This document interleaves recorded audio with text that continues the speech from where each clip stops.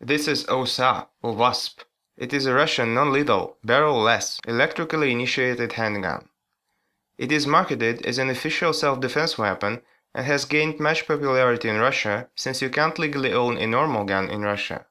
One of the main reasons for that popularity is that other self-defense pistols sold in the country are military sidearms converted into gas and rubber-firing weapons by squeezing the barrel or welding in a couple of metal teeth.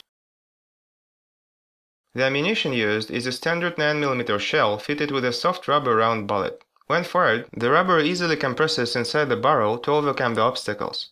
However, if a standard metal bullet is fired from such a weapon, it gets stuck in the barrel and renders the weapon unusable. Two main problems exist with such conversions. First, the rubber bullet bounces off the body without causing too much damage, and second, sometimes the bullet still gets stuck inside the barrel and the next fired round heavily damages the weapon. OSA has none of these inconveniences. It doesn't have a barrel. The shell itself acts as a barrel. The ammunition is considerably larger. It is electrically primed and not struck as in conventional ammo, and the bullet is a metal cylinder wrapped in rubber. The power is also greater.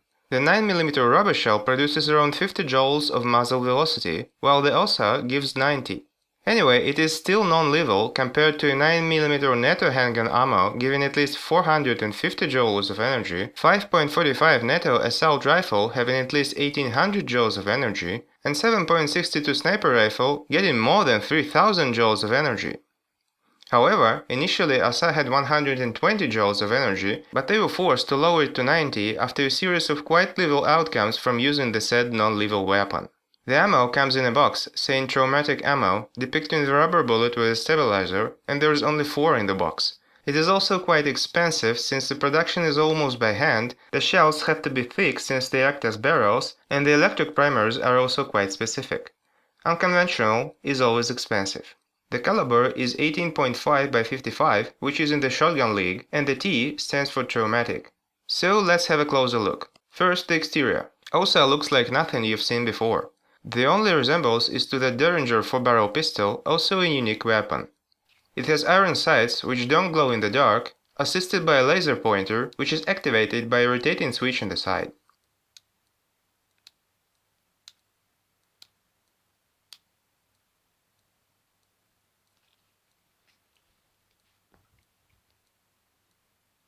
The laser beam goes out of the dead center between the barrels. The trigger has a medium pull with a definite step. It is not a trigger actually, it is a button.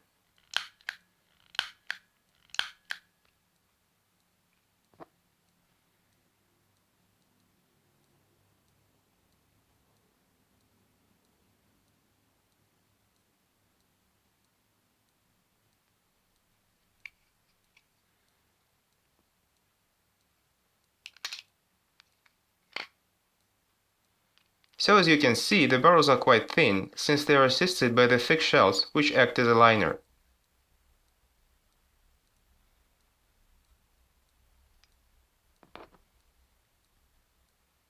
They also have an extractor, not an injector. So here's the piezo generator. The markings around it indicate the order in which the barrels are fired. If one of them malfunctions, the next is fired instead. The ammo is ignited by a piezo pulse, similar to a household piezo gas lighter.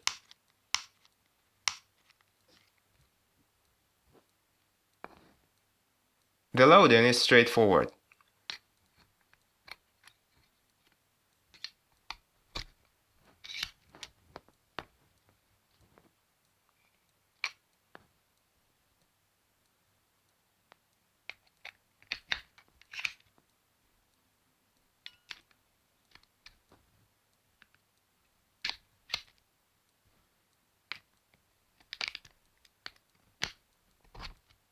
You fill all the barrels with ammo and clasp the gun closed. If you unlock it, the shells are gently extracted. The extractor spring also holds the primers in contact with the electric ignition outputs.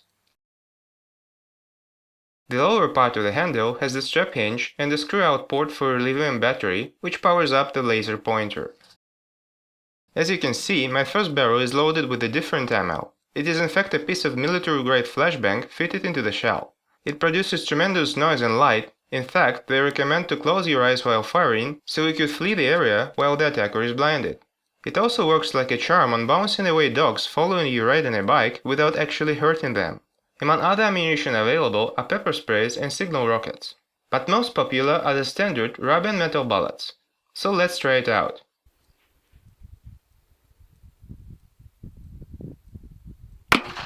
The sound is more like a shotgun.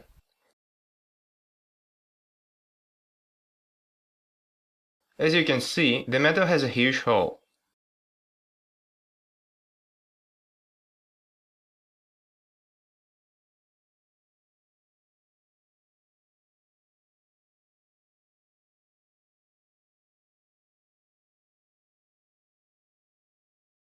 We can now peek into the inside of the shell to see the powder envelope neatly opened. The bullet has a crack in the rubber to reveal a metal cylinder inside, as advertised.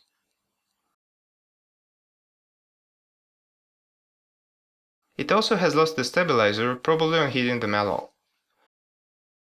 Well, non-lethal or not, but this thing can easily penetrate the skull of your opponent and render you in jail, since in Russia the law expressly forbids to shoot in the head or otherwise heavily traumatize offenders.